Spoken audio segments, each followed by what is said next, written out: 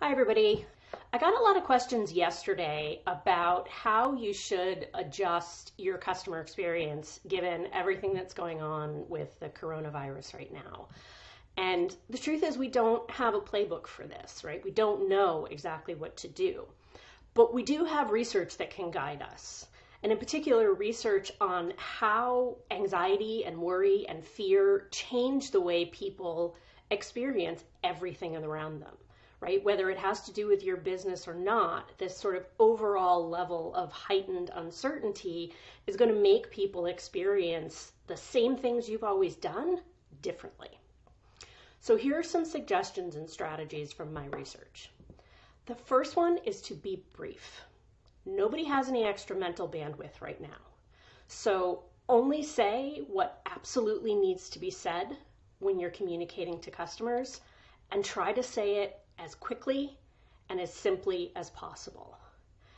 It's more likely that people will hear what you're saying if it's quick and easy to interpret, and you're doing them the favor of not forcing their brains to work hard when they're already thinking about 1,012 other things. The second strategy is to be useful. I've gotten a lot of emails from organizations over the last couple days about what they're doing to mitigate this COVID-19 impact. But when we're anxious, part of what makes us anxious is feeling like we're not in control. So as much as it's interesting and good to know what other people are doing, your customers want to know what they can do, what they should do. So pointing them to tools that you know about, giving them suggestions. I posted on Instagram an email I got from Ally Bank last week talking about, hey, here's what the Fed interest rate cut, the first one, means for your account. Here are some things you can do if you want to adjust to try to minimize the impact on your savings rate, right? So it wasn't just about information. It was about making me feel like I wasn't helpless and I had some control over the situation. That goes a long way to make people feel better in a time of uncertainty.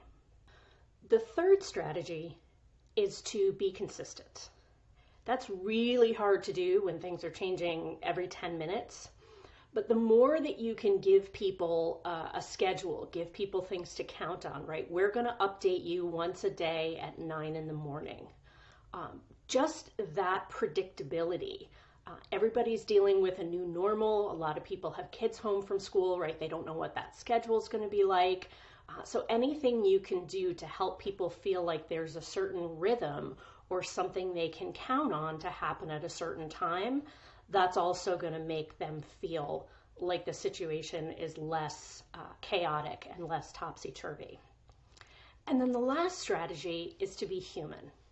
Right? There's a reason I'm sending this message over video instead of via email.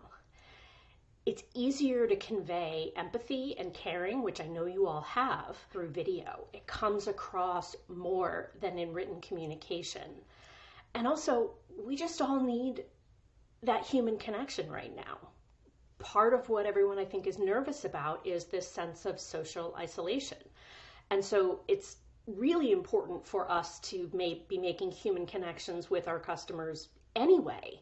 But now more than ever, people want to see the human beings behind the organizations that they work with and rely on. So as much as you can do to ramp up that humanity and that sense of, hey, we're in this together, the better it's going to be. So there you have it, 4 things you can do, or at least think about, to make your customer experience as good as it can be for your customers, even in this time of uncertainty and anxiety. Be brief, be useful, be consistent, and be human. Hopefully I've done all 4 of those things with you here today. If you have any other questions that are specific to your company and your customer experience, please don't hesitate to reach out. I will help however I can, and we'll get through it together. So I hope the rest of your day is safe and happy and healthy, and I will talk with you again soon.